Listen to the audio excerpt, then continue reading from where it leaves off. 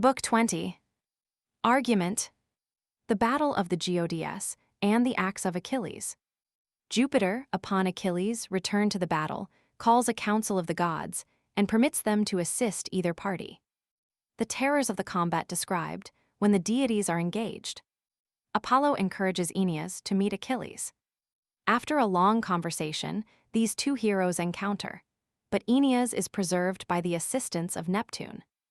Achilles falls upon the rest of the Trojans and is upon the point of killing Hector, but Apollo conveys him away in a cloud. Achilles pursues the Trojans with a great slaughter. The same day continues. The scene is in the field before Troy. Thus round Pelides breathing war and blood Greece, sheathed in arms, beside her vessels stood, while near impending from a neighboring height, Troy's black battalions wait the shock of fight. Then Jove to Themis gives command to call the gods to council in the starry hall, swift o'er Olympus, 100 hills she flies, and summons all the senate of the skies. These shining on, in long procession come to Jove's eternal adamantine dome. Not one was absent, not a rural power that haunts the verdant gloom or rosy bower. Each fair-haired dryad of the shady wood, each azure sister of the silver flood, all but old ocean, hoary sire, who keeps his ancient seat beneath the sacred deeps.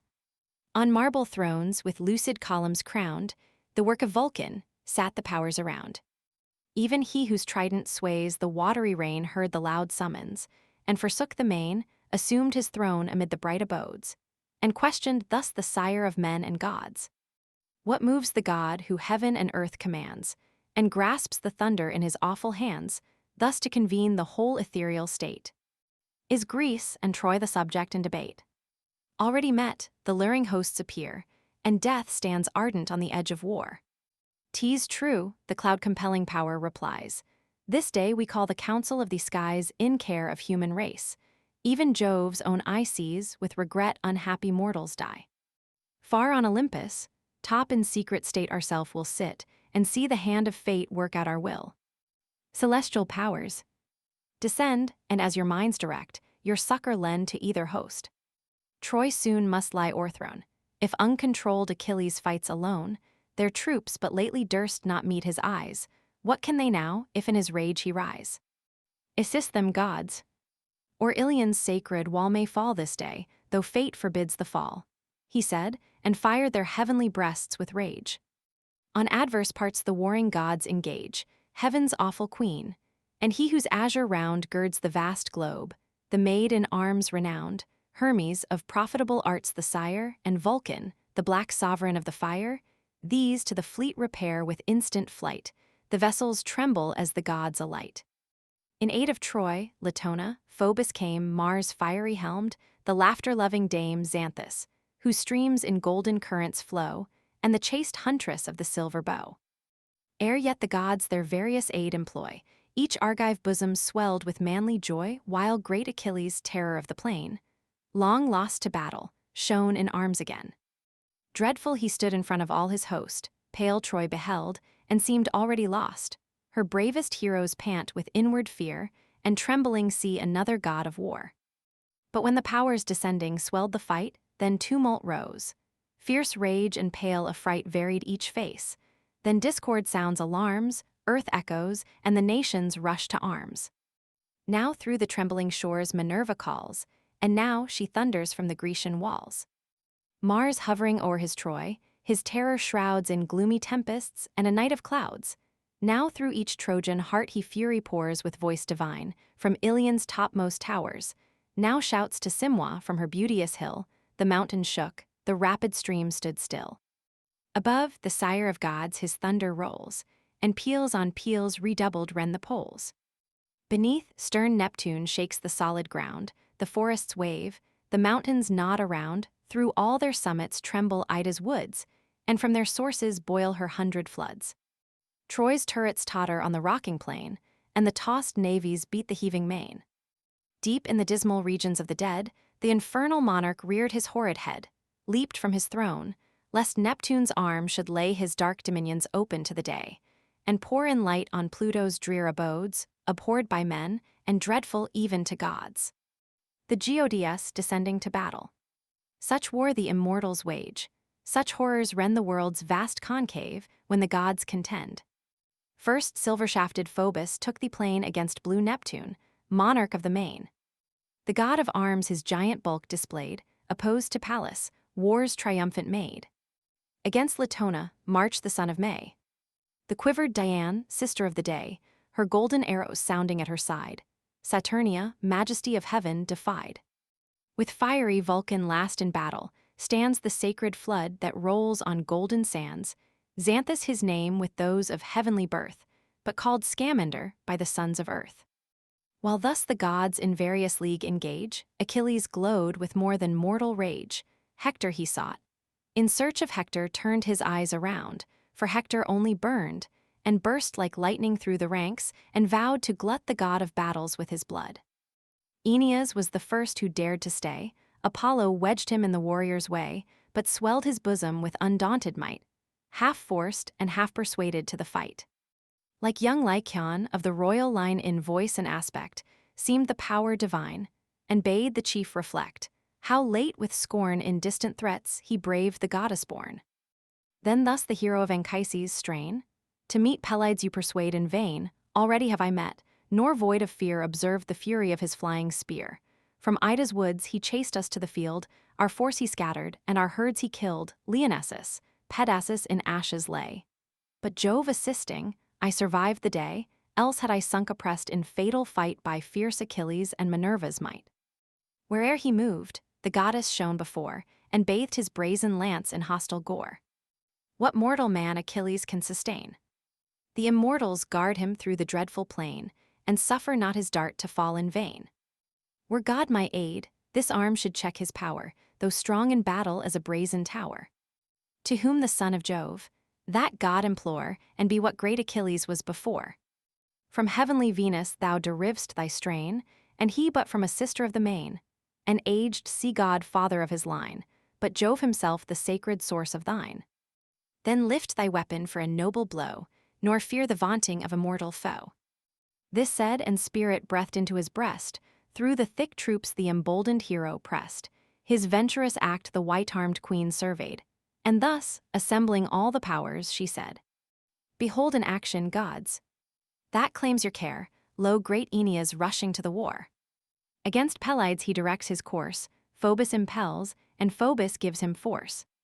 Restrain his bold career, at least, to attend our favored hero, let some power descend. To guard his life, and add to his renown we, the great armament of heaven, came down. Hereafter let him fall, as fate's design, that spun so short his life's illustrious line. But lest some adverse god now cross his way, give him to know what powers assist this day. For how shall mortal stand the dire alarms, when heaven's refulgent host appear in arms? Thus she, and thus the god whose force can make the solid globe's eternal basis shake. Against the might of man, so feeble known, why should celestial powers exert their own? Suffice from yonder mount to view the scene, and leave to war the fates of mortal men. But if the armipotent, or god of light, obstruct Achilles or commence the fight, thence on the gods of Troy we swift descend. Full soon, I doubt not, shall the conflict end, and these, in ruin and confusion hurled, yield to our conquering arms the lower world." Thus having said, the tyrant of the sea, coerulean Neptune, rose and led the way. Advanced upon the field, there stood a mound of earth congested, walled, and trenched around, in elder times to guard Alcides made, the work of Trojans, with Minerva's aid. What time a vengeful monster of the main swept the wide shore, and drove him to the plain. Here Neptune and the gods of Greece repair, with clouds encompassed, and a veil of air. The adverse powers, around Apollo laid, crown the fair hills that silver Simwa shade. In circle close each heavenly party sat, intent to form the future scheme of fate, but mix not yet in fight, though Jove on high gives the loud signal, and the heavens reply. Meanwhile the rushing armies hide the ground, the trampled center yields a hollow sound, steeds cased in mail, and chiefs in armor bright, the gleaming champaign glows with brazen light. Amid both hosts, a dreadful space, appear there great Achilles, bold Aeneas here. With towering strides Aeneas first advanced, the nodding plumage on his helmet danced, spread o'er his breast the fencing shield he bore, and, so he moved, his javelin flamed before. Not so Pelides, furious to engage, he rushed impetuous. Such the lion's rage, who viewing first his foes with scornful eyes, though all in arms the peopled city rise, stalks careless on, with unregarding pride, till at the length by some brave youth defied, to his bold spear the savage turns alone. He murmurs fury with a hollow groan, he grins, he foams, he rolls his eyes around, lashed by his tail his heaving sides resound. He calls up all his rage. He grinds his teeth, resolved on vengeance or resolved on death. So fierce Achilles on Aeneas flies, so stands Aeneas, and his force defies. Ere yet the stern encounter joined, begun the seed of Thetis thus to Venus' son. Why comes Aeneas through the ranks so far? Seeks he to meet Achilles' arm in war, in hope the realms of Priam to enjoy, and prove his merits to the throne of Troy. Grant that beneath thy lance Achilles dies, the partial monarch may refuse the prize, sons he has many. Those thy pride may quell, and tease his fault to love those sons too well, or, in reward of thy victorious hand, has Troy proposed some spacious tract of land, an ample forest, or a fair domain of hills for vines, and arable for grain. Even this, perhaps, will hardly prove thy lot. But can Achilles be so soon forgot? Once, as I think, you saw this brandished spear, and then the great Aeneas seemed to fear. With hearty haste from Ida's mount he fled, nor, till he reached Lionessus, turned his head. Her lofty walls not long our progress stayed, those, Pallas, Jove, and we, in ruins laid, in Grecian chains her captive race were cast. 'Tis true, the great Aeneas fled too fast. Defrauded of my conquest once before, what then I lost, the gods this day restore. Go, while thou mayst, avoid the threatened fate fools stay to feel it, and are wise too late. To this Anchises' son, such words employ to one that fears thee, some unwarlike boy, such we disdain. The best may be defied with mean reproaches, and unmanly pride, unworthy the high race from which we came proclaimed so loudly by the voice of fame. Each from illustrious fathers draws his line, each goddess born, half human, half divine. Thetis this day, or Venus, offspring dies, and tears shall trickle from celestial eyes. For when two heroes, thus derived, contend, 'tis not in words the glorious strife can end. If yet thou further seek to learn my birth, a tale resounded through the spacious earth. Hear how the glorious origin we prove from ancient Dardanus, the first from Jove, Dardania's walls he raised. For Ilion then, the city since of many-languaged men, was not. The natives were content to, till the shady foot of Ida's fountful hill. From Dardanus great Erychthonius springs, the richest, once, of Asia's wealthy kings. 3,000 mares his spacious pastures bred, 3,000 foals beside their mothers fed. Boreas, enamored of the sprightly train, concealed his godhead in a flowing mane, with voice dissembled to his loves he neighed, and coursed the dappled beauties o'er the mead. Hence sprung 12 others of unrivaled kind, swift as their mother mares, and father wind. These lightly skimming, when they swept the plain, nor plied the grass, nor bent the tender grain, and when along the level seas they flew, scarce on the surface curled the briny dew. Such Erychthonius was. From him there came the sacred Tros, of whom the Trojan name. 3 sons renowned adorned his nuptial bed, Ilus, Assaracus, and Ganymed. The matchless Ganymed, divinely fair, whom heaven, enamored, snatched to upper air to bear the cup of Jove, ethereal guest, the grace and glory of the ambrosial feast. The 2 remaining sons the line divide. First rose Laomedon from Ilus, side from him Tithonus, now in cares grown old, and Priam, blessed with Hector, brave and bold, Clytius and Lampus, ever-honored pair, and Hicedown, thunderbolt of war. From great Assaracus sprang Capys, he begat Anchises, and Anchises me. Such is our race. 'Tis fortune gives us birth, but Jove alone endues the soul with worth, he, source of power and might. With boundless sway, all human courage gives or takes away. Long in the field of words we may contend, reproach is infinite, and knows no end, armed or with truth or falsehood, right or wrong. So voluble a weapon is the tongue, wounded we wound. And neither side can fail, for every man has equal strength to rail. Women alone, when in the streets they jar, perhaps excel us in this wordy war. Like us they stand, encompassed with the crowd, and vent their anger impotent and loud. Cease then, our business in the field of fight is not to question, but to prove our might. To all those insults thou hast offered here, receive this answer. tease my flying spear." He spoke. With all his force the javelin flung, fixed deep, and loudly in the buckler rung. Far on his outstretched arm, Pelides held, to meet the thundering lance his dreadful shield, that trembled as it stuck, nor void of fear saw, ere it fell, the immeasurable spear. His fears were vain. Impenetrable charms secured the temper of the ethereal arms. Through 2 strong plates the point its passage held, but stopped and rested, by the third repelled. 5 plates of various metal, various mold composed the shield. Of brass each outward fold, of tin each inward, and the middle gold. There stuck the lance.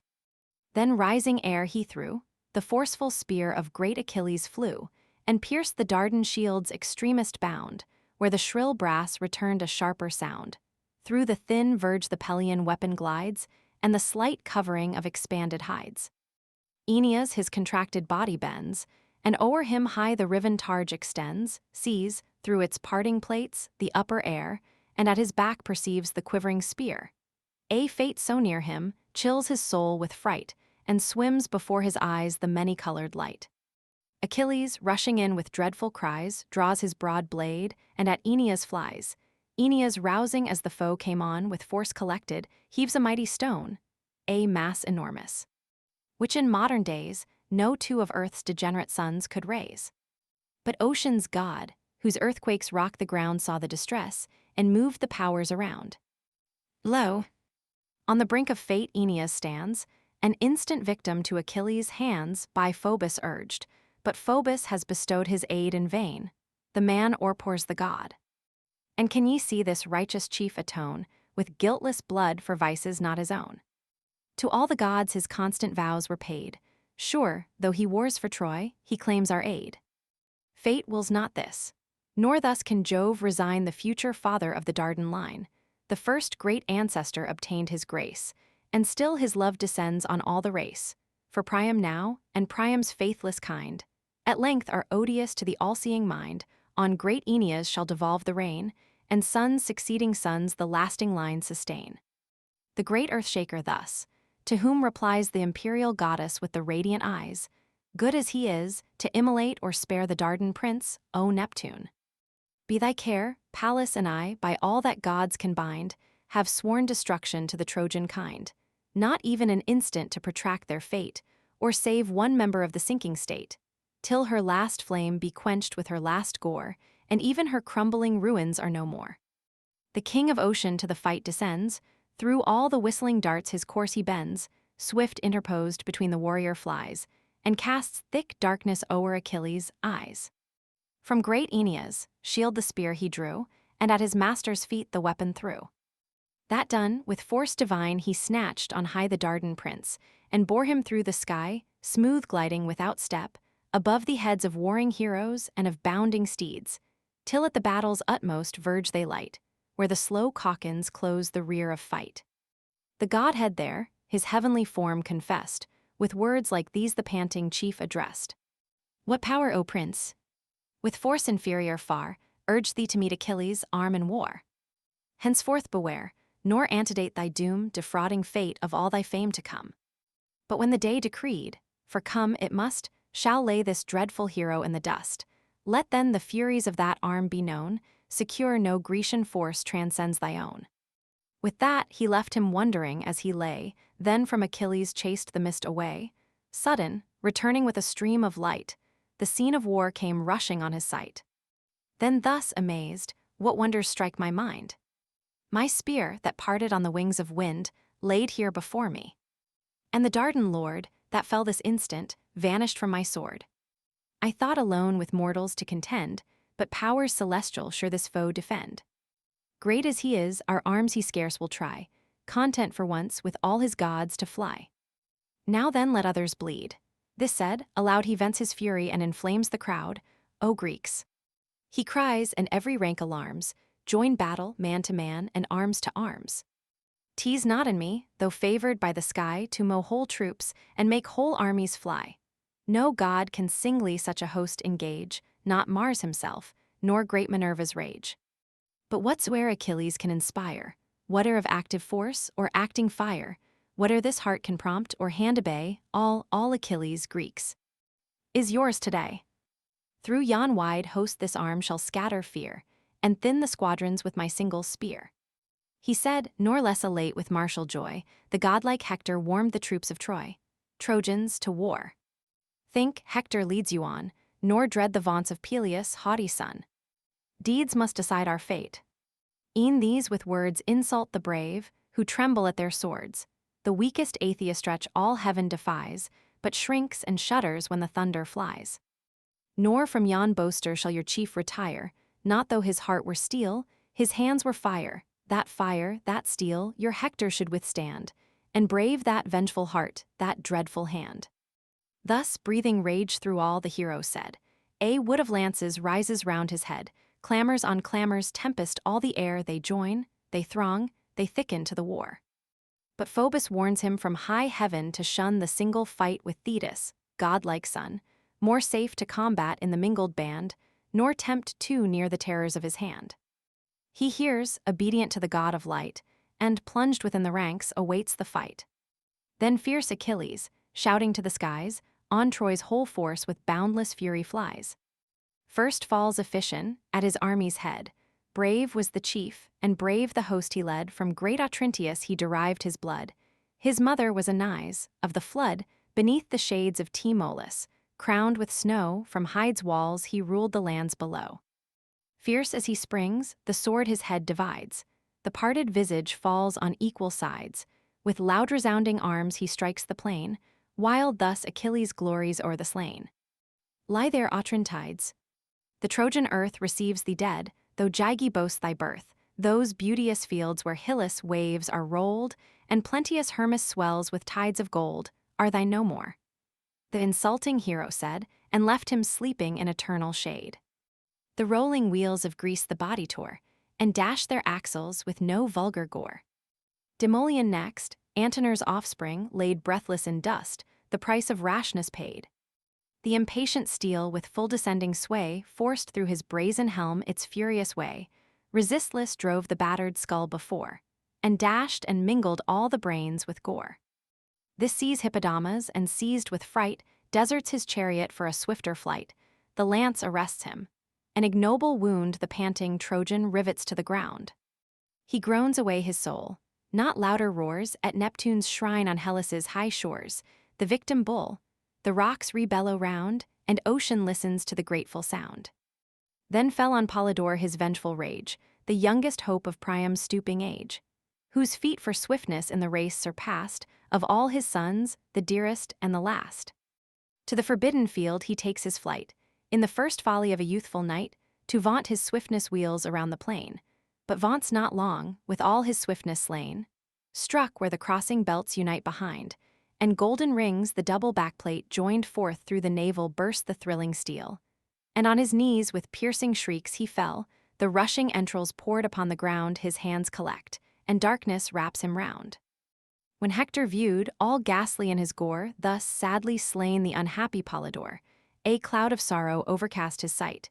His soul no longer brooked the distant fight, full in Achilles' dreadful front he came, and shook his javelin like a waving flame.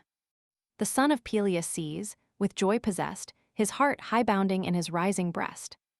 And lo, the man on whom black fates attend, the man that slew Achilles is his friend. No more shall Hector, and Pelides spear turn from each other in the walks of war. Then with revengeful eyes he scanned him o'er. Come and receive thy fate, he spake no more. Hector, undaunted, thus. Such words employ to one that dreads thee, some unwarlike boy, such we could give, defying and defied, mean intercourse of obloquy and pride. I know thy force to mine superior far, but heaven alone confers success in war. Mean as I am, the gods may guide my dart, and give it entrance in a braver heart. Then parts the lance, but Pallas, heavenly breath far from Achilles wafts the winged death, the bidden dart again to Hector flies, and at the feet of its great master lies. Achilles closes with his hated foe, his heart and eyes with flaming fury glow, but present to his aid, Apollo shrouds the favored hero in a veil of clouds. Thrice struck Pelides with indignant heart, thrice in impassive air he plunged the dart, the spear a fourth time buried in the cloud. He foams with fury, and exclaims aloud, Wretch, thou hast scaped again. Once more thy flight has saved thee, and the partial god of light. But long thou shalt not thy just fate withstand, if any power assist Achilles' hand. Fly then inglorious. But thy flight this day whole hecatombs of Trojan ghosts shall pay. With that he gluts his rage on numbers slain, then Dryops tumbled to the ensanguined plain, pierced through the neck. He left him panting there, and stopped Demuchus, great Phalter's heir. Gigantic chief. Deep gashed the enormous blade, and for the soul an ample passage made. Laoganus and Dardanus expire, the valiant sons of an unhappy sire, both in one instant from the chariot hurled, sunk in one instant to the nether world. This difference only their sad fates afford, that one the spear destroyed, and one the sword. Nor less unpitied, young Alastair bleeds, in vain his youth, in vain his beauty pleads. In vain he begs thee, with a suppliant's moan, to spare a form, an age so like thy own. Unhappy boy! No prayer, no moving art, e'er bent that fierce, inexorable heart. While yet he trembled at his knees, and cried, the ruthless falchion oped his tender side, the panting liver pours a flood of gore that drowns his bosom till he pants no more. Through Mulius' head then drove the impetuous spear. The warrior falls, transfixed from ear to ear. Thy life, Echeclus. Next the sword bereaves, deep though the front the ponderous falchion cleaves, warmed in the brain the smoking weapon lies, the purple death comes floating o'er his eyes. Then brave Deucalion died. The dart was flung where the knit nerves the pliant elbow strung, he dropped his arm, an unassisting weight, and stood all impotent, expecting fate. Full on his neck the falling falchion sped, from his broad shoulders hewed his crested head, forth from the bone the spinal marrow flies, and, sunk in dust, the corpse extended lies. Rigmas, whose race from fruitful Thracia came, the son of Pyrrhus, an illustrious name, succeeds to fate. The spear his belly rends, prone from his car the thundering chief descends. The squire, who saw expiring on the ground his prostrate master, reined the steeds around his back, scarce turned, the Pelian javelin gored, and stretched the servant o'er his dying lord. As when a flame the winding valley fills, and runs on crackling shrubs between the hills, then o'er the stubble up the mountain flies, fires the high woods and blazes to the skies, this way and that, the spreading torrent roars. So sweeps the hero through the wasted shores, around him wide, immense destruction pours, and earth is deluged with the sanguine showers, as with autumnal harvests covered o'er, and thick bestrewn, lies Ceres' sacred floor. When round and round, with never-wearied pain, the trampling steers beat out the unnumbered grain, so the fierce coursers, as the chariot rolls, tread down whole ranks and crush out heroes' souls, dashed from their hoofs while o'er the dead they fly, black, bloody drops the smoking chariot die. The spiky wheels through heaps of carnage tore, and thick the groaning axles dropped with gore. High o'er the scene of death Achilles stood, all grim with dust, all horrible in blood, yet still insatiate, still with rage on flame, such is the lust of never-dying fame. Centaur. Book 21. Argument. The battle in the river Scamandr. The Trojans fly before Achilles, some towards the town, others to the river Scamander. He falls upon the latter with great slaughter, takes 12 captives alive to sacrifice to the shade of Patroclus, and kills Lycaon and Asteropaeus. Scamander attacks him with all his waves. Neptune and Pallas assist the hero. Simwa joins Scamander. At length Vulcan, by the instigation of Juno, almost dries up the river.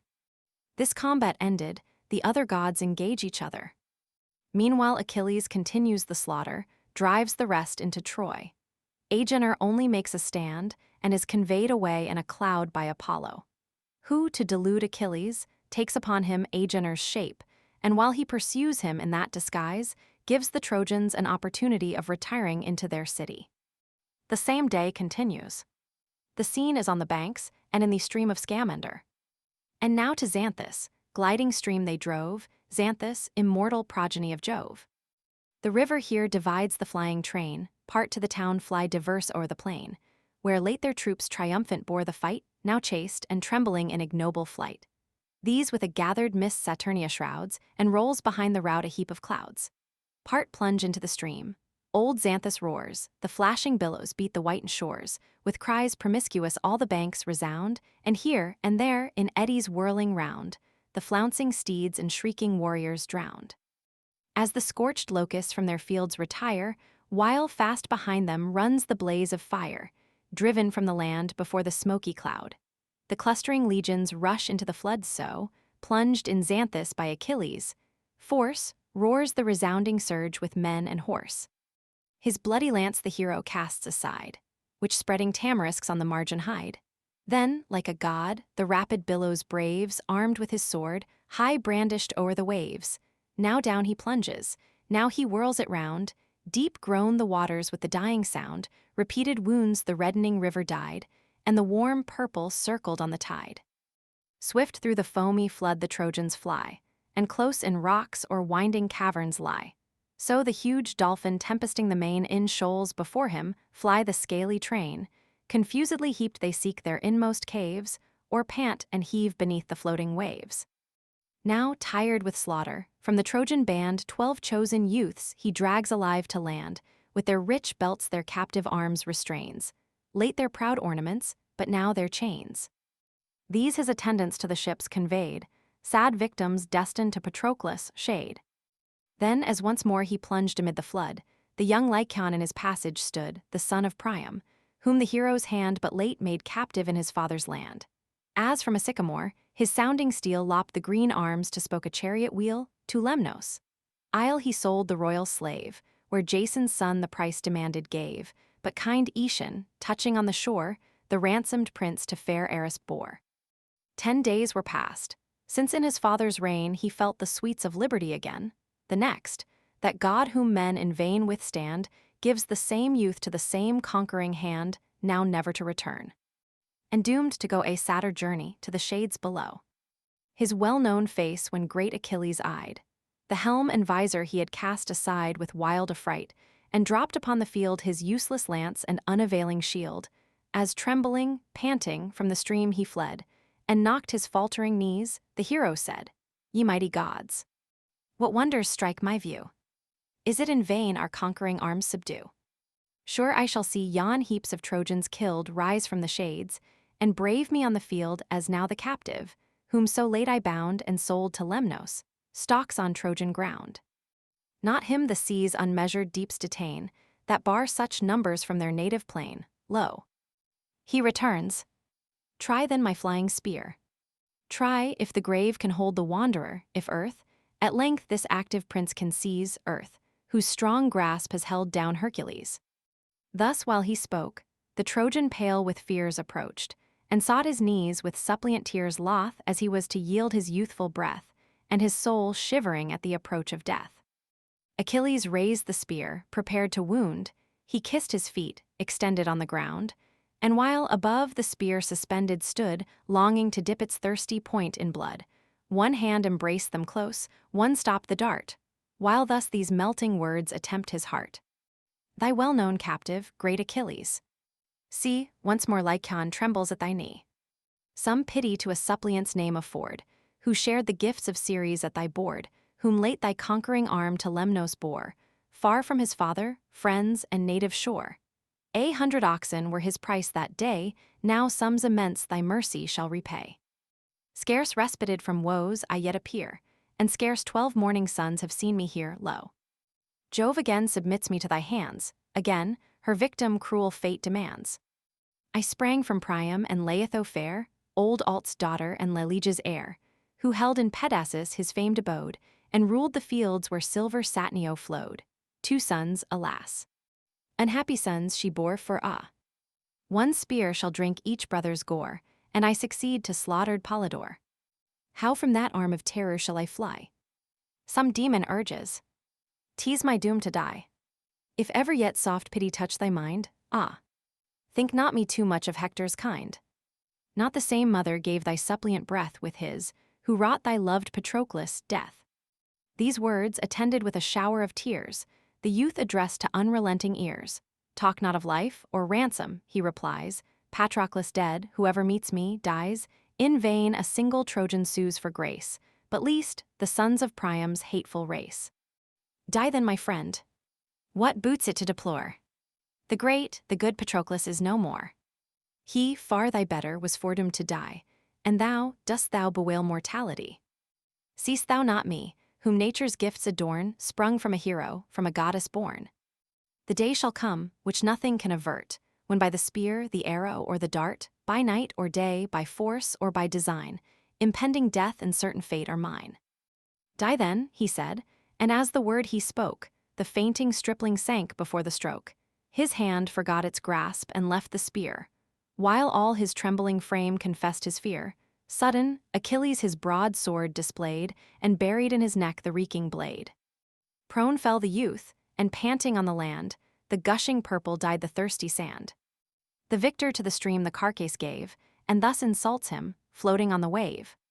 Lie there, Lycaon. Let the fish surround thy bloated corpse, and suck thy gory wound. There no sad mother shall thy funerals weep, but swift Scamander roll thee to the deep, whose every wave some watery monster brings, to feast unpunished on the fat of kings. So perish Troy, and all the Trojan line. Such ruin theirs, and such compassion mine. What boots he now Scamander's worshipped stream, his earthly honors, and immortal name? In vain your immolated bulls are slain, your living coursers glut his gulfs in vain. Thus he rewards you with this bitter fate, thus, till the Grecian vengeance is complete, thus is atoned Patroclus' honored shade, and the short absence of Achilles paid. These boastful words provoke the raging god, with fury swells the violated flood. What means divine may yet the power employ to check Achilles, and to rescue Troy? Meanwhile the hero springs in arms, to dare the great Asteropaeus to mortal war, the son of Pelagon, whose lofty line flows from the source of Axius, stream divine. Fair Peribea's love the god had crowned, with all his refluent waters circled round.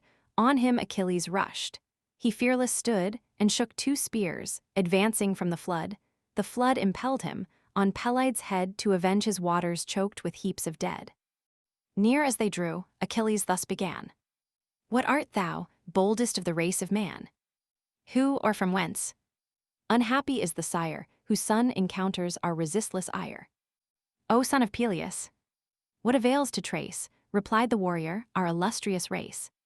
From rich Paeonia's valleys I command, armed with protended spears, my native band. Now shines the 10th bright morning since I came in aid of Iliad to the fields of fame. Axius, who swells with all the neighboring rills, and wide around the floated region fills, begot my sire, whose spear much glory won. Now lift thy arm, and try that hero's son. Threatening, he said, the hostile chiefs advance. At once Asteropaeus discharged each lance. For both his dexterous hands the lance could wield. One struck, but pierced not, the Vulcanian shield one raised Achilles' hand. The spouting blood spun forth. In earth the fastened weapon stood. Like lightning next the Pelian javelin flies. Its erring fury hissed along the sky's deep, and the swelling bank was driven the spear, even to the middle earth, and quivered there. Then from his side the sword Pelides drew, and on his foe with double fury flew. The foe thrice tugged, and shook the rooted wood, repulsive of his might the weapon stood. The fourth he tries to break the spear in vain, bent as he stands, he tumbles to the plain. His belly opened with a ghastly wound, the reeking entrails pour upon the ground. Beneath the hero's feet he panting lies, and his eye darkens, and his spirit flies, while the proud victor thus triumphing said, his radiant armor tearing from the dead. So ends thy glory. Such the fate they prove, who strive presumptuous with the sons of Jove. Sprung from a river, didst thou boast thy line? But great Saturnius is the source of mine. How durst thou vaunt thy watery progeny? Of Peleus, Aeacus, and Jove am I. The race of these superior far to those, as he that thunders to the stream that flows. What rivers can, Scamander might have shown, but Jove he dreads, nor wars against his son. Even Achilles might contend in vain, and all the roaring billows of the main. The eternal ocean, from whose fountains flow the seas, the rivers, and the springs below, the thundering voice of Jove abhors to hear, and in his deep abysses shakes with fear. He said, then from the bank his javelin tore, and left the breathless warrior in his gore. The floating tides the bloody carcass lave, and beat against it, wave succeeding wave, till, rolled between the banks, It lies the food of curling eels and fishes of the flood. All scattered round the stream, their mightiest slain, the amazed Paeonians scour along the plain. He vents his fury on the flying crew, Thrasius, Astyplus, and Nessus slew, Mydon, the Rhicilachus, with Aeneas, fell, and numbers more his lance had plunged to hell. But from the bottom of his gulfs profound Scamander spoke. The shores returned the sound. O first of mortals! For the gods are thine in valor matchless, and in force divine. If Jove have given thee every Trojan head, tease not on me thy rage should heap the dead.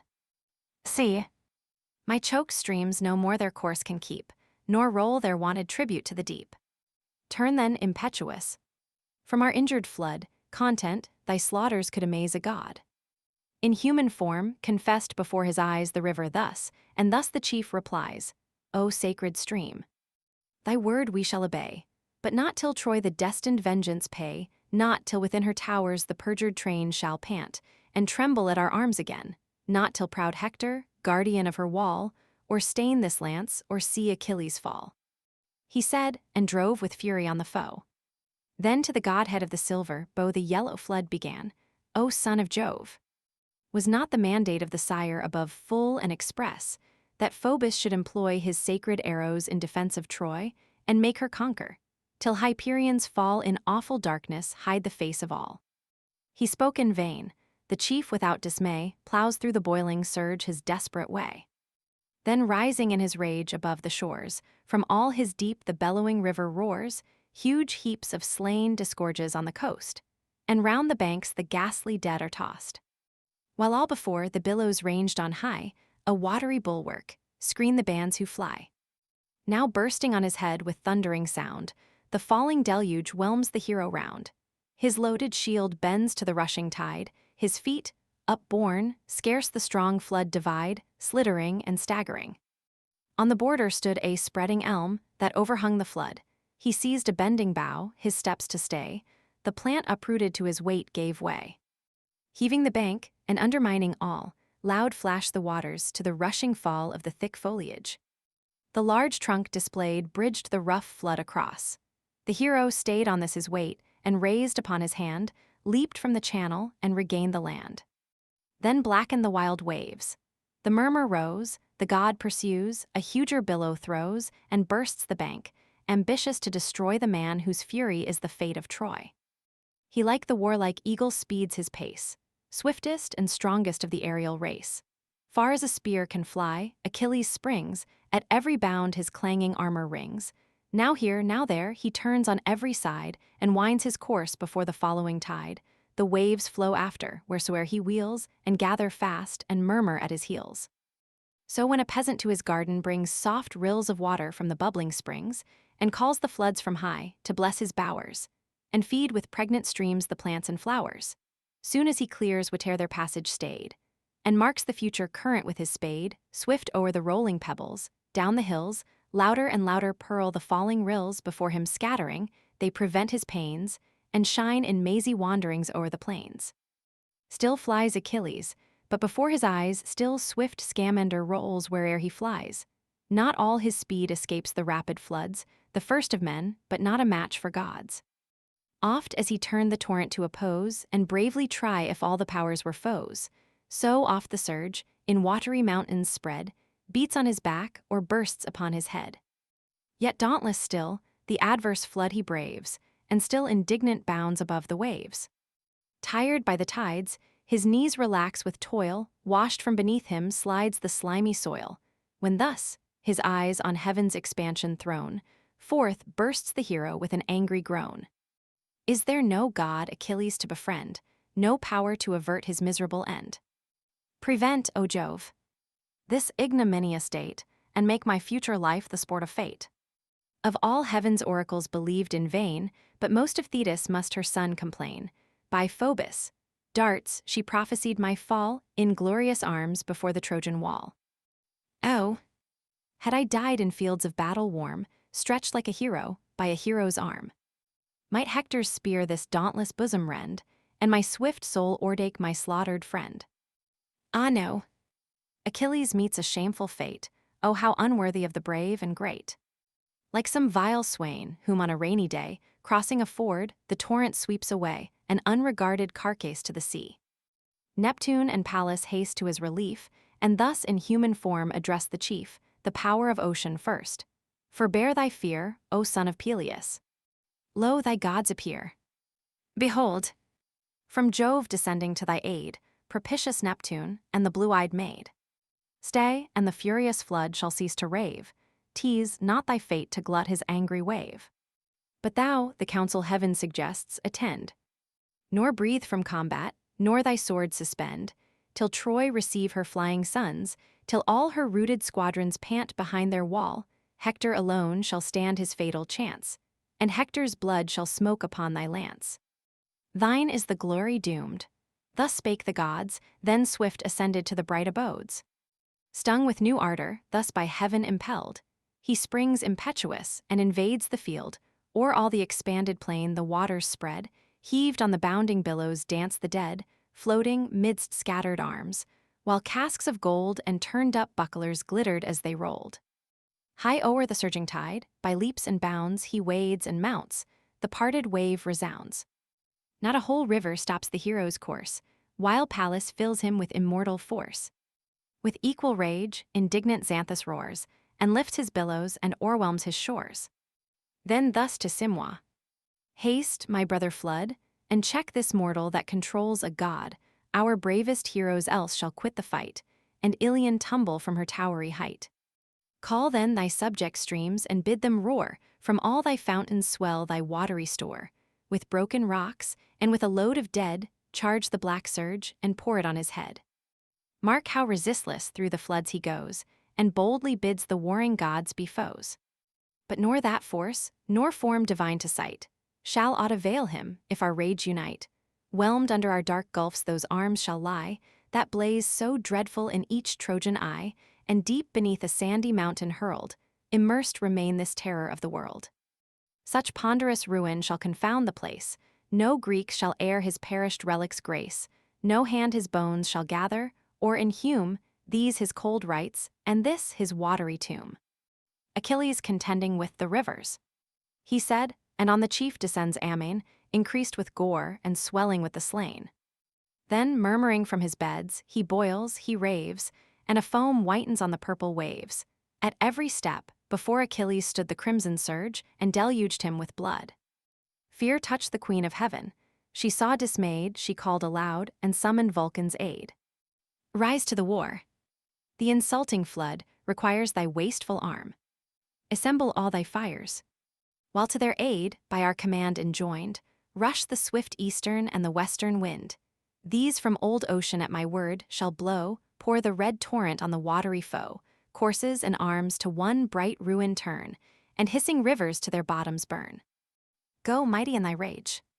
Display thy power, drink the whole flood, the crackling trees devour. Scorch all the banks, and till our voice reclaim, exert the unwearied furies of the flame.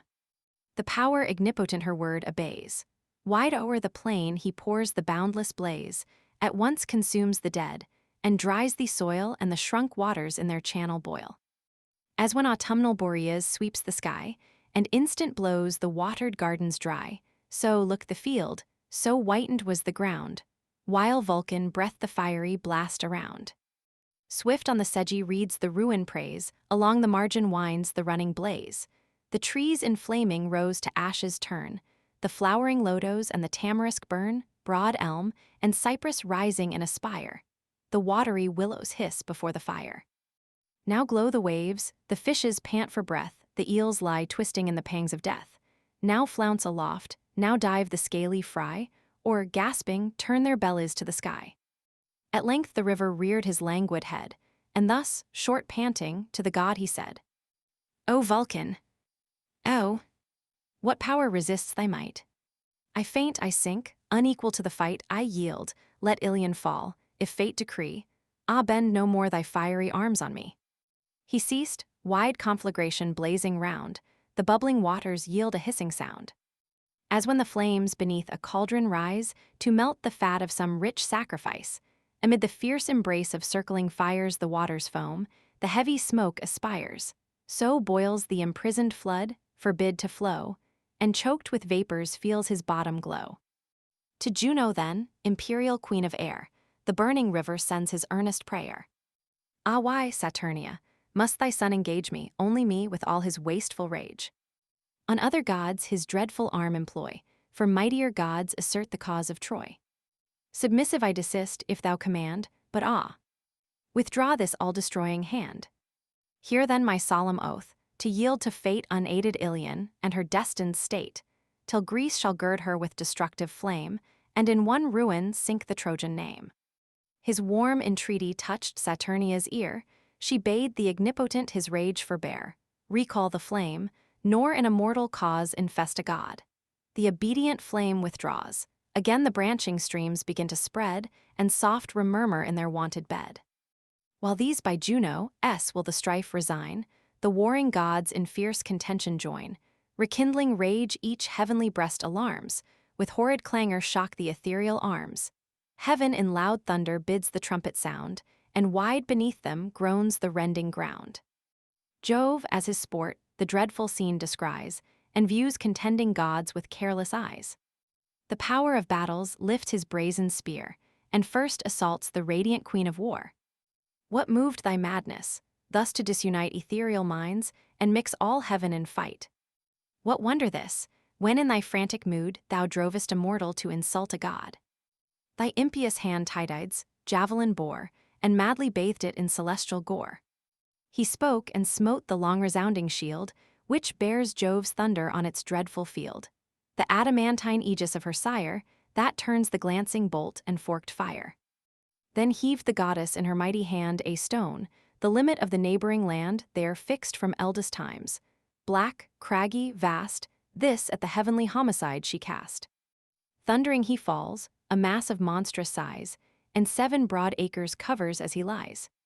The stunning stroke his stubborn nerves unbound, loud o'er the fields his ringing arms resound.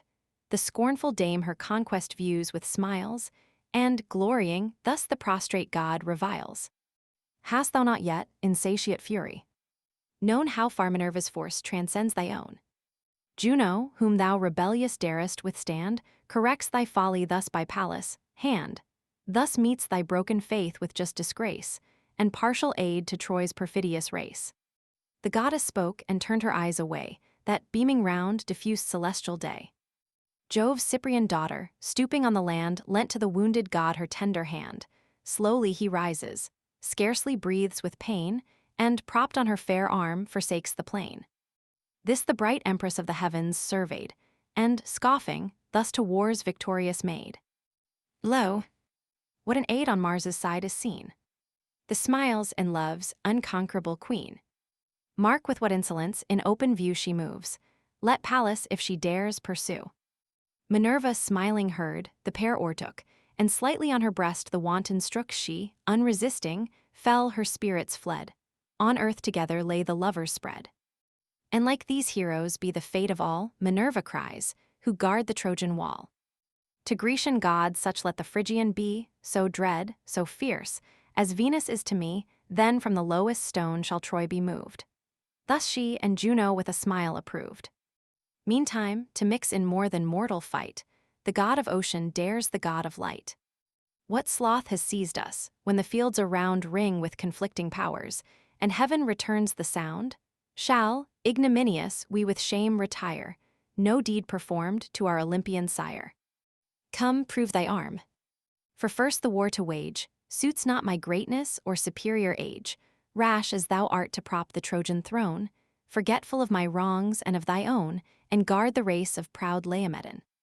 Hast thou forgot, how at the monarch's prayer, we shared the lengthened labors of a year? Troy walls I raised, for such were Jove's commands, and yon proud bulwarks grew beneath my hands. Thy task it was to feed the bellowing droves along fair Ida's vales and pendant groves. But when the circling seasons in their train brought back the grateful day that crowned our pain, with menace stern the fraudful king defied our latent godhead, and the prize denied. Mad as he was, he threatened servile bands, and doomed us exiles far in barbarous lands.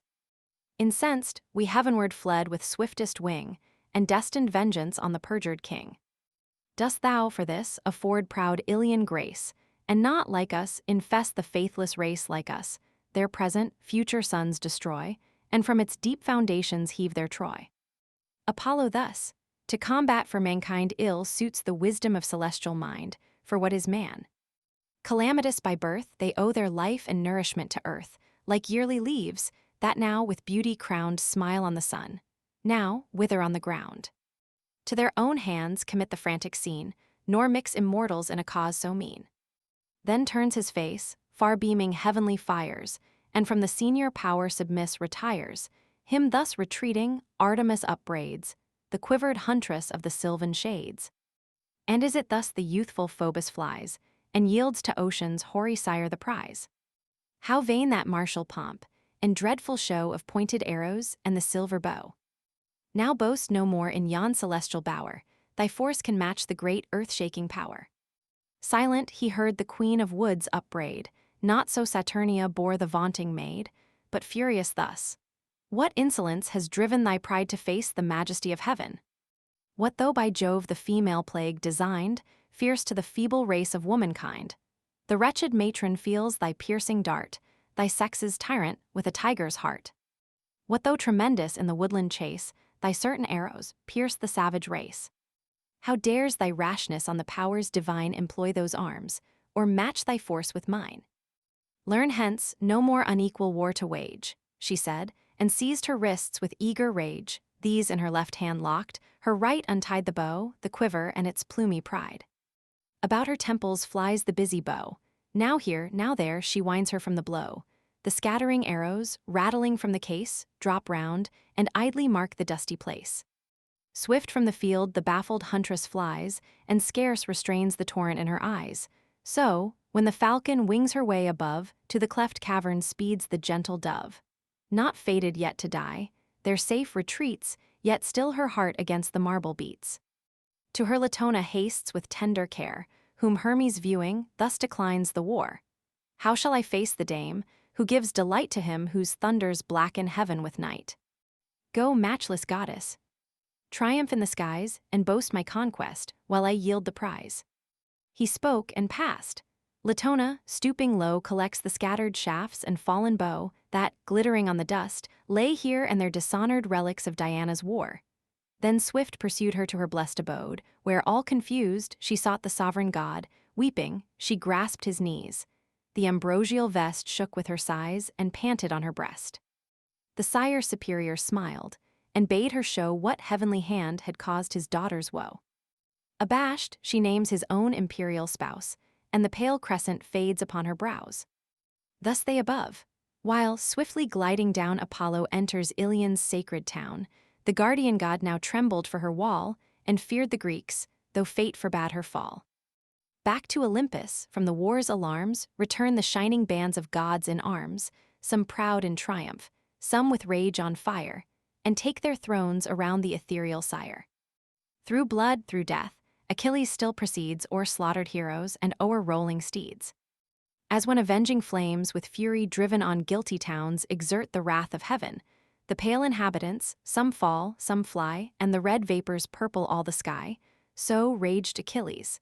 Death and dire dismay, and toils and terrors filled the dreadful day. High on a turret hoary Priam stands, and marks the waste of his destructive hands, views, from his arm, the Trojans' scattered flight, and the near hero rising on his sight. No stop, no check, no aid. With feeble pace, and settled sorrow on his aged face, fast as he could, he sighing quits the walls, and thus descending on the guards he calls. You to whose care our city gates belong, set wide your portals to the flying throng, for lo! He comes with unresisted sway, he comes, and desolation marks his way. But when within the walls our troops take breath, lock fast the brazen bars and shut out death. Thus charged the reverend monarch, wide were flung the opening folds, the sounding hinges rung. Phoebus rushed forth, the flying bands to meet, struck slaughter back, and covered the retreat. On heaps the Trojans crowd to gain the gate, and gladsome see their last escape from fate. Thither, all parched with thirst, a heartless train, hoary with dust, they beat the hollow plain, and gasping, panting, fainting, labor on with heavier strides, that lengthen toward the town. Enraged Achilles follows with his spear, wild with revenge, insatiable of war. Then had the Greeks eternal praise acquired, and Troy inglorious to her walls retired. But he, the god who darts ethereal flame, shot down to save her and redeem her fame, to young Agenor force divine he gave. Antenor's offspring, haughty, bold, and brave. In aid of him, beside the beach he sate, and wrapped in clouds, restrained the hand of fate. When now the generous youth Achilles spies, thick beats his heart, the troubled motions rise. So, ere a storm, the waters heave and roll. He stops and questions thus his mighty soul. What, shall I fly this terror of the plain? Like others fly, and be like others slain. Vain hope! To shun him by the self-same road yon line of slaughtered Trojans lately trod. No, with the common heap I scorn to fall. What if they passed me to the Trojan wall, while I decline to yonder path that leads to Ida's forests and surrounding shades? So may I reach, concealed, the cooling flood, from my tired body wash the dirt and blood. As soon as night her dusky veil extends, return in safety to my Trojan friends. What if, but wherefore all this vain debate? Stand I to doubt, within the reach of fate? Even now perhaps, ere yet I turn the wall, the fierce Achilles sees me, and I fall, such is his swiftness. 'Tis in vain to fly, and such his valor, that who stands must die. Howe'er 'tis better, fighting for the state here and in public view, to meet my fate. Yet sure he too is mortal. He may feel, like all the sons of earth, the force of steel. One only soul informs that dreadful frame, and Jove's sole favor gives him all his fame. He said and stood, collected in his might, and all his beating bosom claimed the fight.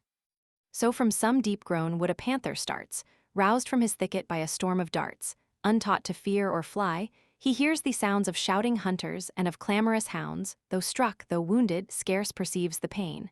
And the barbed javelin stings his breast in vain. On their whole war, untamed, the savage flies, and tears his hunter, or beneath him dies. Not less resolved, Antenor's valiant heir confronts Achilles, and awaits the war, disdainful of retreat. High held before, his shield a broad circumference, he bore, then graceful as he stood, in act to throw the lifted javelin, thus bespoke the foe. How proud Achilles glories in his fame, and hopes this day to sink the Trojan name beneath her ruins. No, that hope is vain. 1,000 woes, 1,000 toils remain. Parents and children are just arms employ, and strong and many are the sons of Troy. Great as thou art, even thou mayst stain with gore these Phrygian fields, and press a foreign shore. He said, with matchless force the javelin flung smote on his knee, the hollow cuishes rung beneath the pointed steel. But safe from harms, he stands impassive in the ethereal arms. Then fiercely rushing on the daring foe, his lifted arm prepares the fatal blow. But, jealous of his fame, Apollo shrouds the godlike Trojan in a veil of clouds. Safe from pursuit, and shut from mortal view, dismissed with fame, the favored youth withdrew.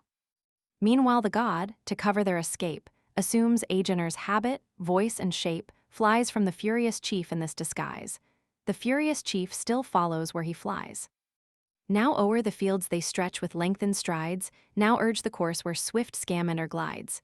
The god, now distant scarce a stride before, tempts his pursuit, and wheels about the shore while all the flying troops their speed employ, and pour on heaps into the walls of Troy.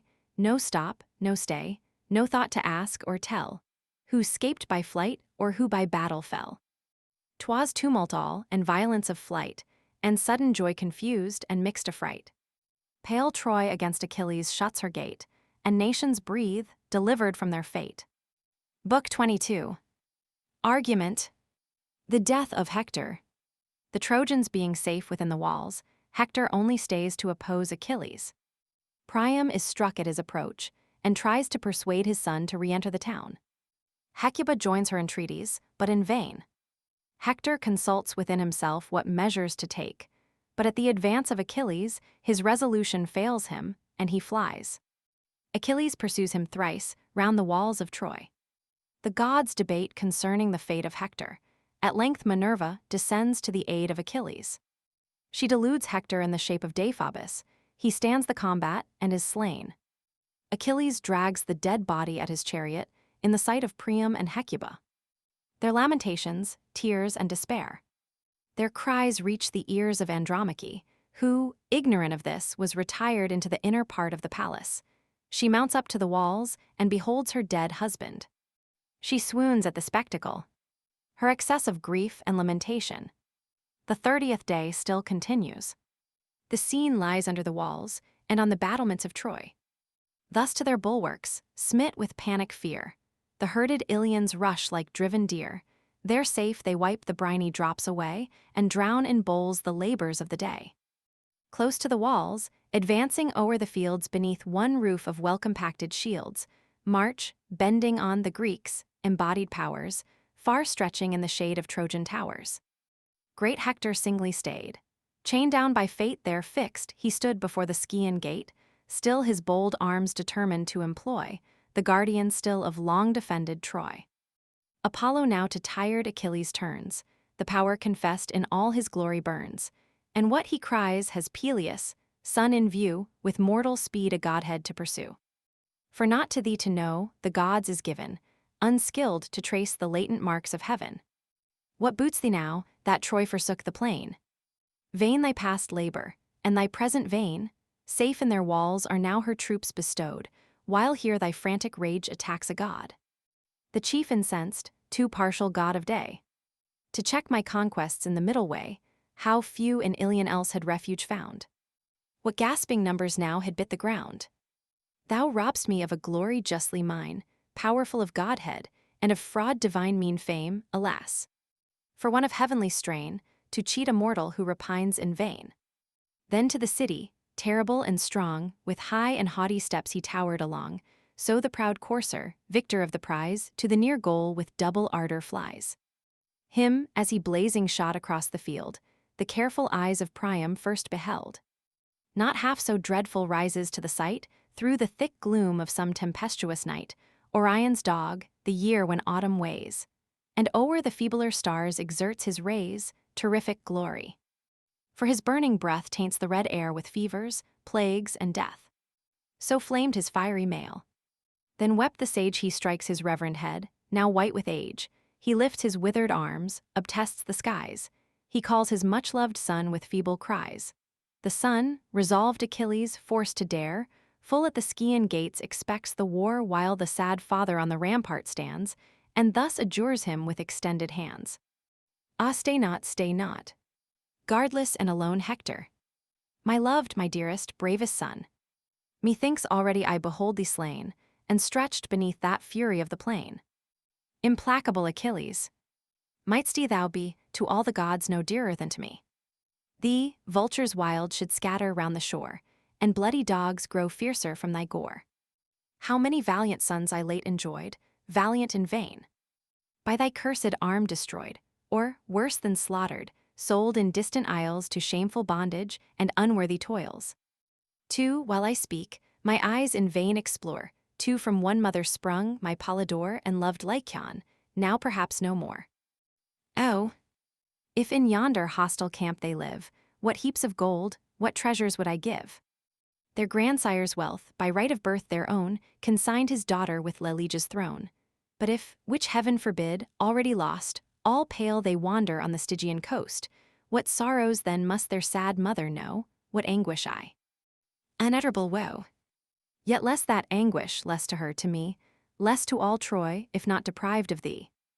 Yet shun Achilles. Enter yet the wall, and spare thyself, thy father, spare us all.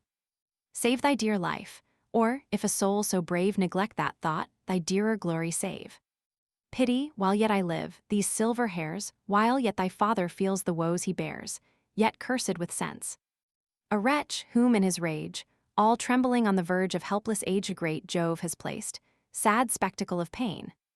The bitter dregs of fortune's cup to drain, to fill with scenes of death his closing eyes, and number all his days by miseries.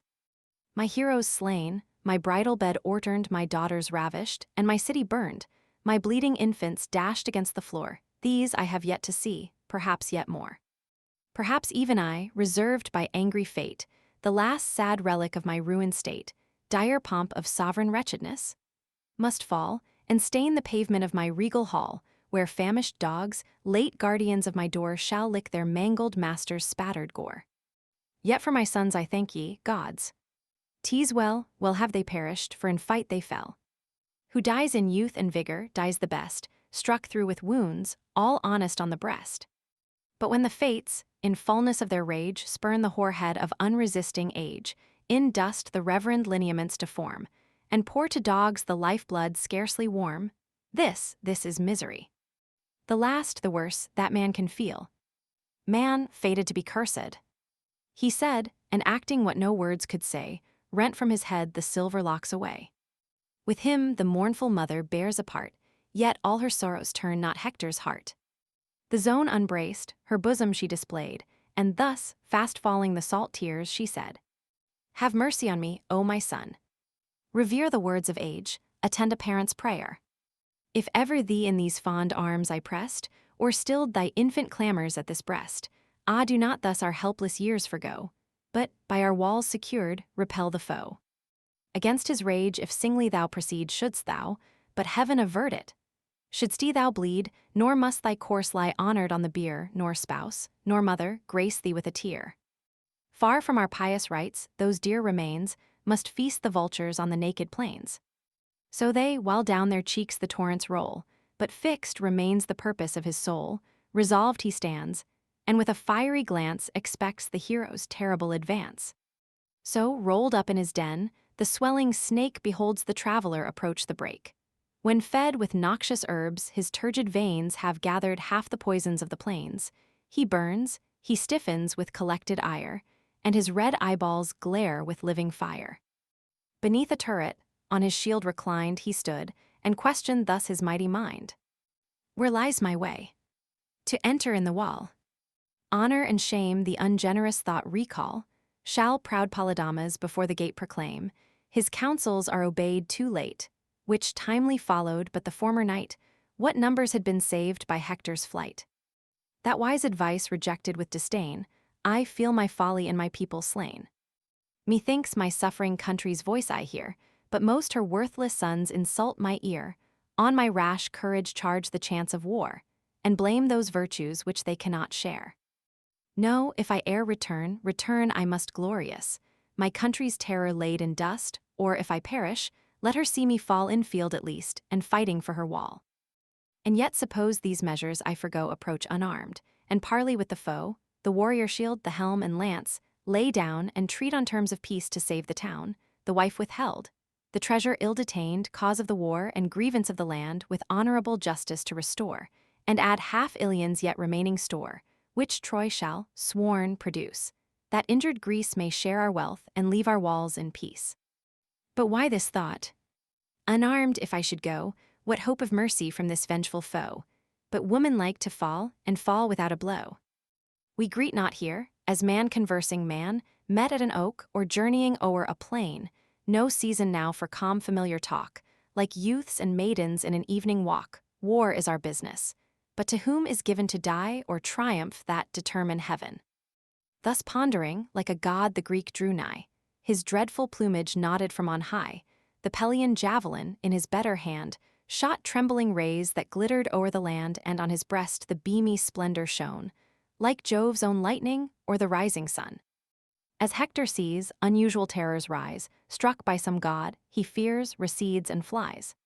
He leaves the gates, he leaves the wall behind, Achilles follows like the winged wind.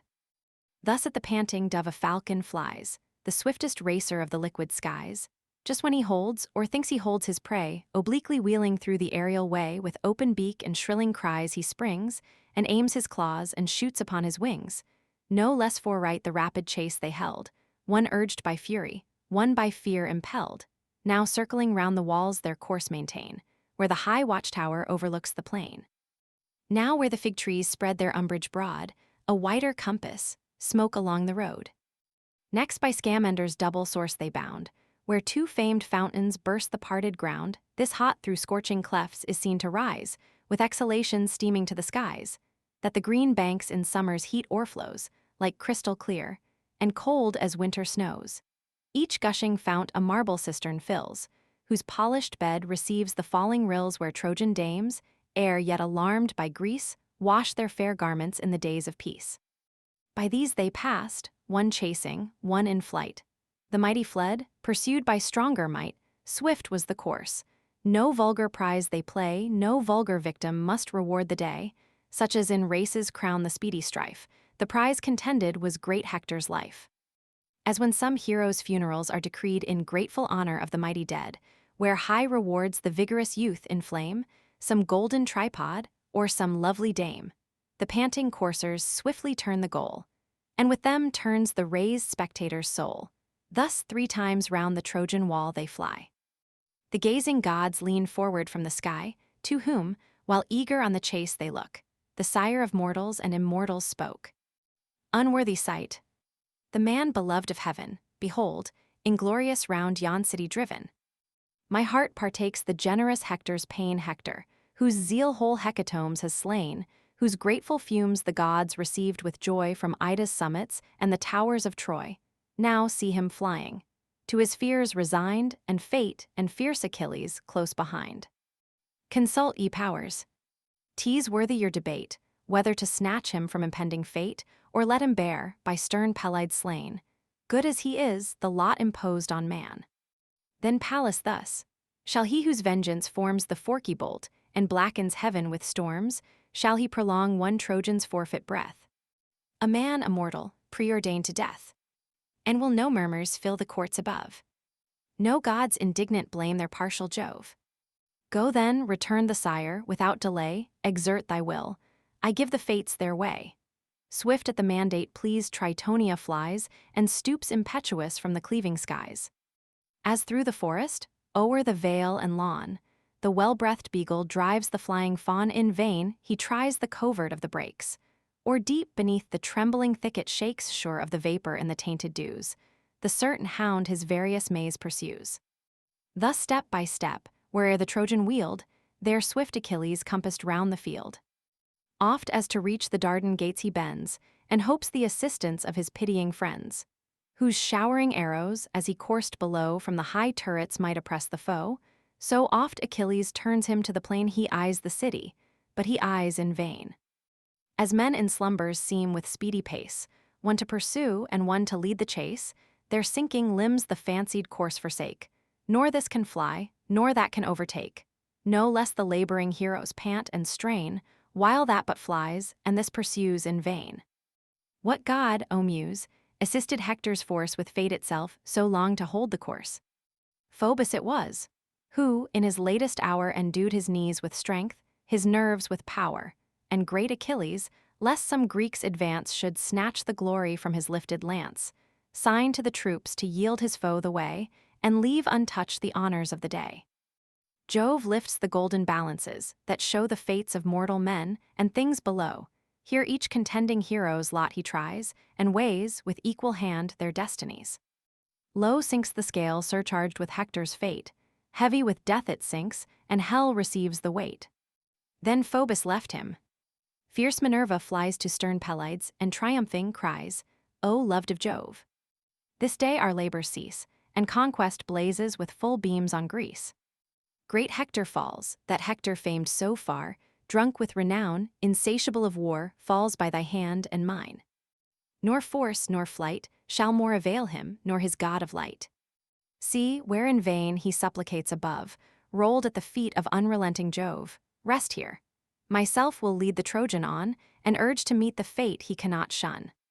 Her voice divine the chief with joyful mind obeyed, and rested, on his lance reclined while, like Deiphobus the martial dame, her face, her gesture, and her arms the same. In show and aid, by hapless Hector's side approached, and greets him thus with voice belied. Too long, O Hector, have I borne the sight of this distress, and sorrowed in thy flight. It fits us now a noble stand to make, and here, as brothers, equal fates partake.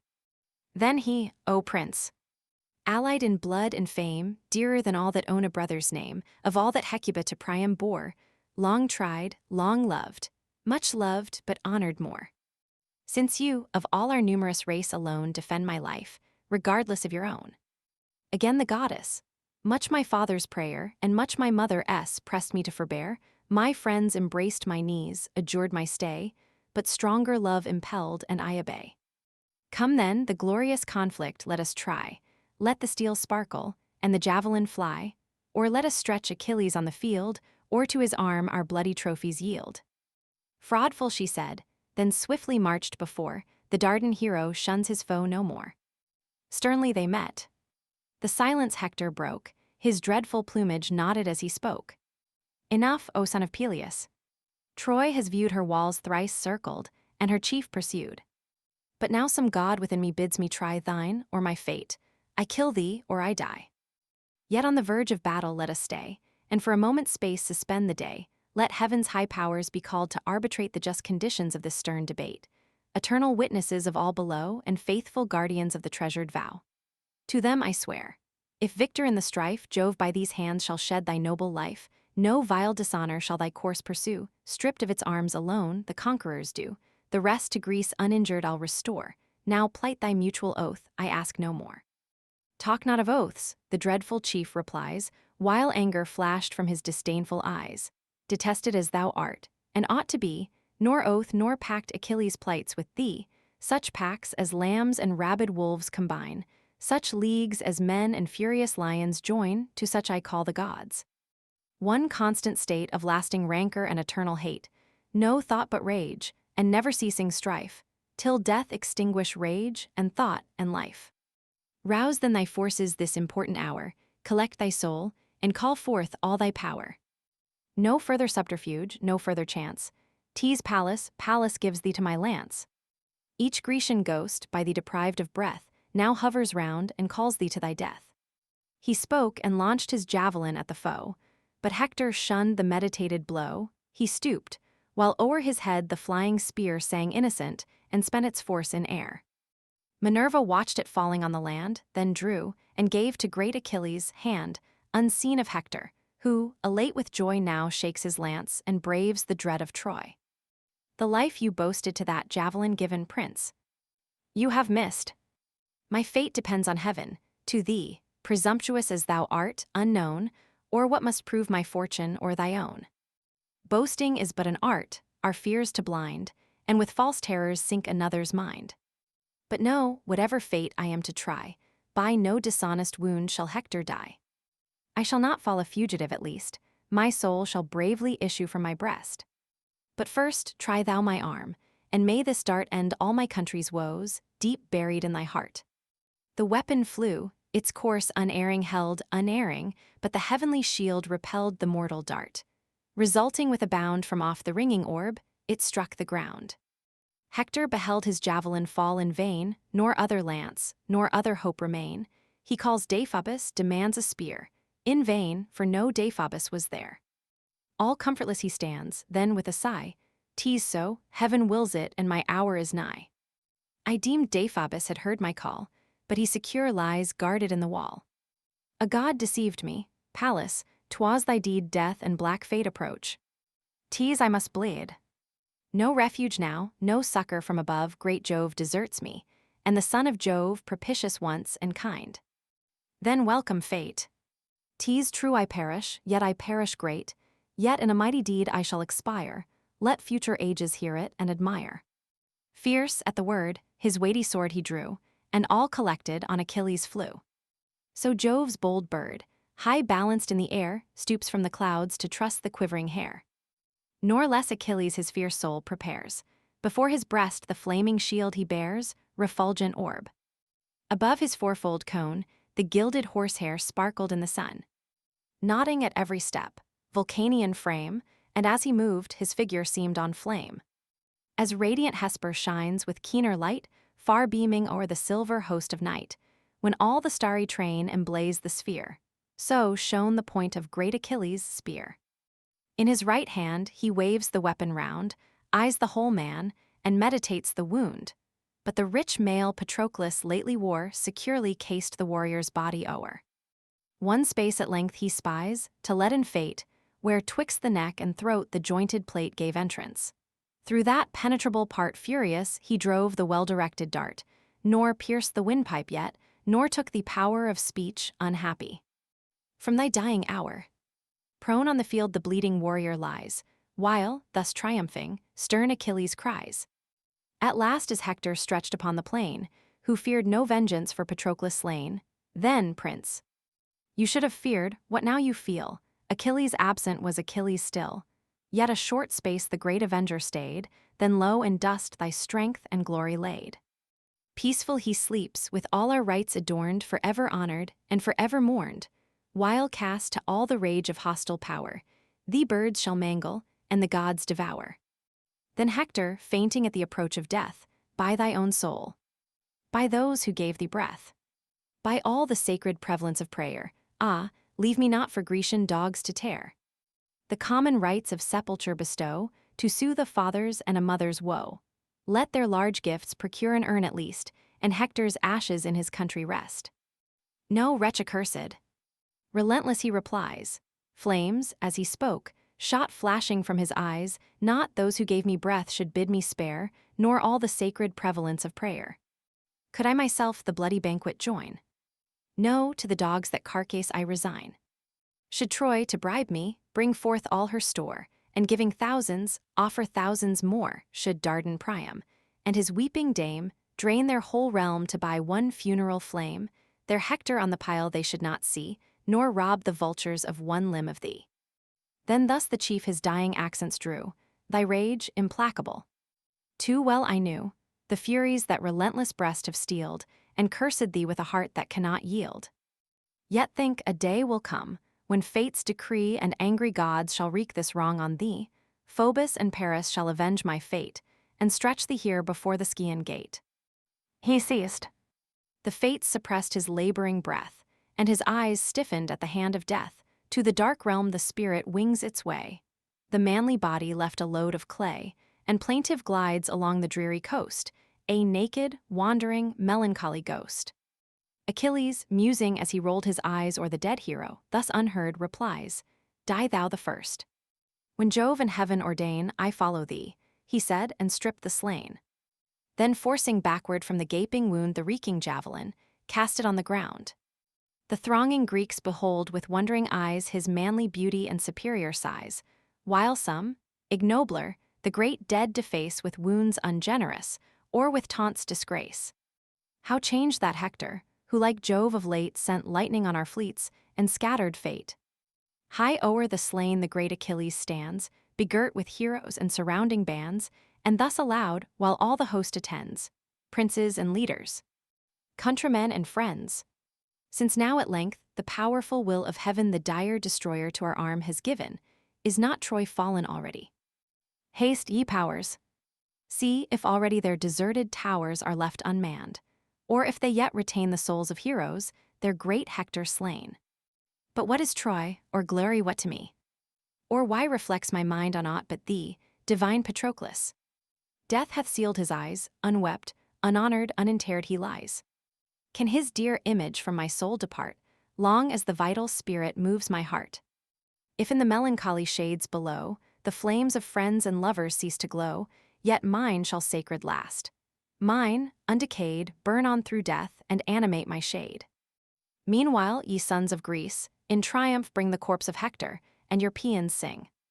Be this the song, slow moving toward the shore, Hector is dead, and Ilion is no more. Then his fell soul a thought of vengeance bred, unworthy of himself and of the dead. The nervous ankles bored, his feet he bound with thongs inserted through the double wound. These fixed up high behind the rolling wain, his graceful head was trailed along the plain. Proud on his car the insulting victor stood, and bore aloft his arms, distilling blood. He smites the steeds, the rapid chariot flies, the sudden clouds of circling dust arise. Now lost is all that formidable air, the face divine and long descending hair purple the ground and streak the sable sand, deformed, dishonored in his native land, given to the rage of an insulting throng, and in his parents' sight now dragged along. The mother first beheld with sad survey, she rent her tresses, venerable gray, and cast far off the regal veils away. With piercing shrieks his bitter fate she moans, while the sad father answers groans with groans, tears after tears his mournful cheeks o'erflow, and the whole city wears one face of woe, no less than if the rage of hostile fires from her foundations curling to her spires, or the proud citadel at length should rise, and the last blaze send Ilion to the skies. The wretched monarch of the falling state, distracted, presses to the Dardan gate. Scarce the whole people stop his desperate course, while strong affliction gives the feeble force. Grief tears his heart, and drives him to and fro, in all the raging impotence of woe. At length he rolled in dust, and thus begun, imploring all and naming one by one. Ah! Let me go where sorrow calls. I, only I, will issue from your walls, guide or companion friends. I ask ye none, and bow before the murder of my son. My grief perhaps his pity may engage, perhaps at least he may respect my age. He has a father too, a man like me, one, not exempt from age and misery, vigorous no more, as when his young embrace begot this pest of me and all my race. How many valiant sons, in early bloom, has that cursed hand sent headlong to the tomb? Thee, Hector, last, thy loss divinely brave, sinks my sad soul with sorrow to the grave. Oh, had thy gentle spirit passed in peace, the son expiring in the sire's embrace, while both thy parents wept the fatal hour, and, bending o'er thee, mixed the tender shower. Some comfort that had been, some sad relief, to melt in full satiety of grief. Thus wailed the father, groveling on the ground, and all the eyes of Iliad streamed around. Amidst her matrons Hecuba appears, a mourning princess and a train in tears. Ah, why has heaven prolonged this hated breath, patient of horrors, to behold thy death? O Hector, late thy parents' pride and joy, the boast of nations, the defense of Troy, to whom her safety and her fame she owed, her chief, her hero, and almost her god. O fatal chain, become in one sad day a senseless corse, inanimated clay. But not as yet the fatal news had spread to fair Andromache, of Hector dead, as yet no messenger had told his fate, not e'en his stay without the Scaean gate. Far in the close recesses of the dome, pensive she plied the melancholy loom. A growing work employed her secret hours, confusedly gay with intermingled flowers. Her fair-haired handmaids heat the brazen urn, the bath preparing for her lord's return in vain. Alas! Her lord returns no more, unbathed he lies and bleeds along the shore. Now from the walls the clamors reach her ear, and all her members shake with sudden fear. Forth from her ivory hand the shuttle falls, and thus, astonished, to her maids she calls. The bath! Ah, follow me! She cried, what plaintive noise invades my ear? 'Tis sure my mother's voice. My faltering knees their trembling frame desert, a pulse unusual flutters at my heart, some strange disaster, some reverse of fate, ye gods avert it.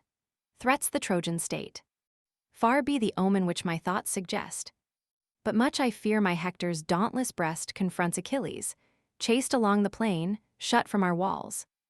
I fear him slain. Safe in the crowd, he ever scorned to wait, and sought for glory in the jaws of fate. Perhaps that noble heat has cost his breath, now quenched forever in the arms of death. She spoke, and furious, with distracted pace, fears in her heart, and anguish in her face, flies through the dome, the maids her steps pursue, and mounts the walls, and sends around her view. Too soon her eyes the killing object found, the godlike Hector dragged along the ground. A sudden darkness shades her swimming eyes, she faints, she falls, her breath, her color flies. Her hair's fair ornaments, the braids that bound, the net that held them, and the wreath that crowned, the veil and diadem flew far away, the gift of Venus on her bridal day. Around a train of weeping sisters stands, to raise her sinking with assistant hands. Scarce from the verge of death recalled, again she faints, or but recovers to complain. Andromache fainting on the wall. O wretched husband of a wretched wife! Born with one fate, to one unhappy life. For sure one star its baneful beam displayed on Priam's roof, and Hippoplacia's shade. From different parents, different climes we came. At different periods, yet our fate the same. Why was my birth to great Aeson owed, and why was all that tender care bestowed? Would I had never been, O thou, the ghost of my dead husband! Miserably lost, thou to the dismal realms for ever gone. And I abandoned, desolate alone. An only child, once comfort of my pains, sad product now of hapless love, remains. No more to smile upon his sire, no friend to help him now. No father to defend. For should he escape the sword, the common doom, what wrongs attend him, and what griefs to come? Even from his own paternal roof expelled, some stranger plows his patrimonial field. The day that to the shades the father sends robs the sad orphan of his father's friends. He, wretched outcast of mankind, appears forever sad, forever bathed in tears. Amongst the happy, unregarded, he hangs on the robe or trembles at the knee, while those his father's former bounty fed nor reach the goblet, nor divide the bread.